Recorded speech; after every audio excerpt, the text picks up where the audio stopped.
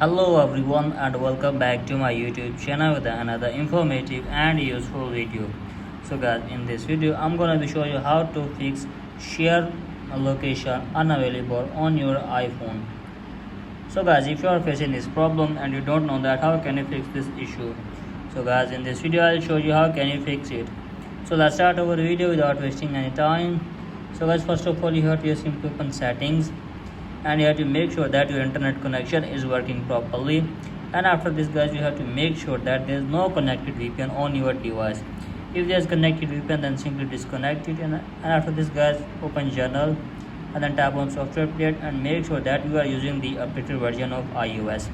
If you don't have updated version of iOS, then you have to just simply update your iOS, and after this guys simply go back and from here guys scroll it below, and here you can see transfer reset iPhone.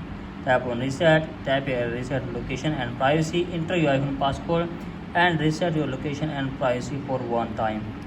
After this guys, then you have to just simply go back and here is the option of privacy and security, simply tap on it.